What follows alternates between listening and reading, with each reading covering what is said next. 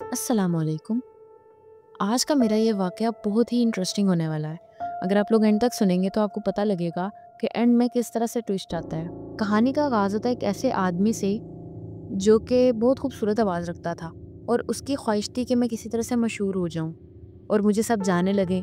तो वो अपने इलाके में एक ऐसा रेडियो स्टेशन ढूँढता है जहाँ पे वो ब्रॉडकास्ट शुरू कर देता है। क्योंकि वो रेडियो स्टेशन बिल्कुल खाली और बंद पड़ा होता है, वो उस रेडियो स्टेशन को थोड़ा-सा फर्निश करके अपने वहाँ पर ब्रॉडकास्ट शुरू कर देता है। वो होस्टिंग शुरू करता है और लोगों को कॉल्स पे लेकर उनसे बातें करता है, उनको एंटरटेन करता है। लेकिन उसे अफ़सोस और मायूसी तब होती है जब उसके सुनने वाले लोग बहुत ज़्यादा कम होते हैं। इसी तरह एक रात वो बैठा हुआ था और मायूस हुआ था क्योंकि उसको सुनने के लिए इतनी ऑडियंस ही नहीं थी। एकदम से उसे एक कॉल रिसीव हुई। उसने वो कॉल अटेंड की कि आगे से एक भारी भरकम और एक डरी हुई आवाज़ में किसी ने कहा कि तुम अपने साथ वाली बिल्डिंग में बिल्कुल भी ना जाना। होस्ट जब ये बात सुनता है तो हंसने लगता है और मजाक में उसकी कॉल काट देता है। थोड़ी देर के बाद साथ वाली बिल्डिंग से एक धमाके की आवाज़ आती है और रेडियो स्टेशन की लाइट भी बंद हो जाती है।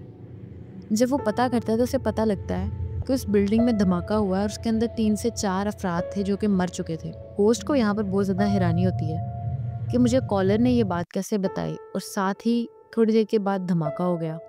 अब होस्ट की तशवीश बढ़ने लगती है कि अब मैं पता करूं ये आदमी और क्या-क्या बताएगा और क्या-क्या सच होगा, क्योंकि पहली दफ़ा उसने जो बताया वो सच हो चुका था। अगली रात होस्ट फिर उसी आदमी की कॉल का इंतज़ार करने लगता है। अब की बार जब वो कॉल करता है तो वो सिर्फ आम पेशीन गोइयाँ नहीं बल्कि होस्ट की पर्सनल लाइफ के बारे में कुछ ऐसे राज भी बयान करने शुरू कर देता है जो कि सिर्फ होस्ट जानता था।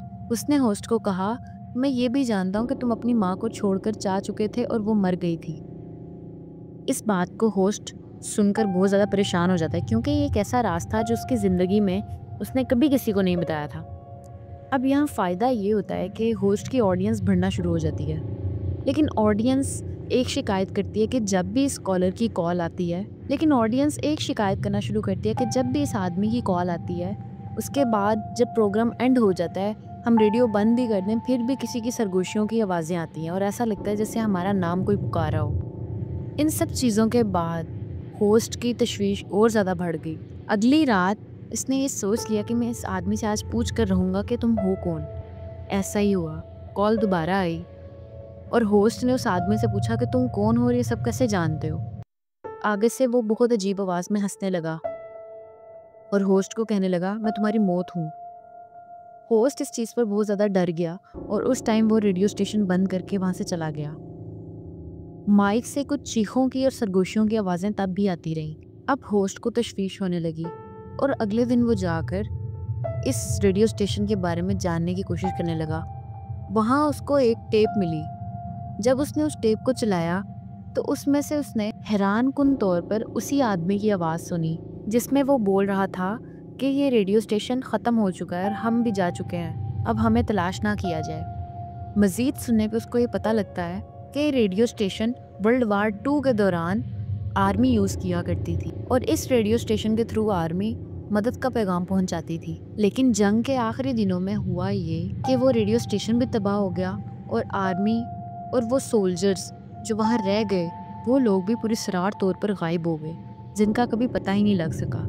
लेकिन यहाँ इसको एक चीज़ पता लग गई कि जो भी कॉलर रात को कॉल करता है वो कोई भी जिंदा इंसान नहीं है, बल्कि ये वर्ल्ड वार 2 का एक सोल्जर है जो काफ़ी देर पहले मर चुका है। ये बात इस होस्ट को बहुत ज़्यादा खौफज़दा कर देती है। थोड़ी देर के बाद स्टेशन से कुछ आवाज़ें आने लगती हैं जो कि उसी कॉलर की होती हैं और वो होस्ट को उसके नाम से पुकारता है और उसे कहता है, तुम मेरी हकीकत तो जान ही गए हो, अब मैं तुम्हें अपने साथ लेकर जाऊंगा। ये सारी गुफ्तगू ऑडियंस भी सुन रही होती है क्योंकि हैरत अंगेज तौर पर रेडियो स्टेशन उस वक्त खुद ब खुद ब्रॉडकास्ट करना शुरू कर देता है। ऑडियंस ये भी सुन रही थी कि वो होस्ट चीखें मार रहा था और मदद के लिए लोगों को पुकार रहा था क्योंकि वो उस रेडियो स्टेशन में बंद हो चुका था। इतने में माइक से एक चीख की आवाज़ उठती है और फिर एकदम से खामोशी छा जाती है। ऑडियंस इस बात से परेशान और बहुत ज़्यादा क्यूरियस हो गई कि वो होस्ट कहाँ चला गया और ब्रॉडकास्ट भी खुद ब खुद बंद हो जाती है।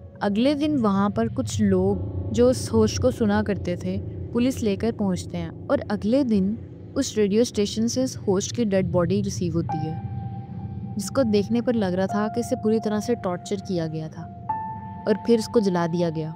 अब होता ये है कि होस्ट की डेथ के बाद भी उस रेडियो स्टेशन से ब्रॉडकास्ट सेम टाइम पर खुद ही होना शुरू हो गया। जो ऑडियंस वो रेडियो स्टेशन सुना करते थे, जब उनको उस रेडियो स्टेशन से दोबारा से वही आवाज़ें आना शुरू हुई, तो वो सब खौफज़दा हो गए, क्योंकि वो सब इस रेडियो स्टेशन की हकीकत जान चुके थे। लेकिन हो ये रहा था कि वो रेडियो बंद भी कर देते, फिर भी सरगोशियों की आवाज़ें आती।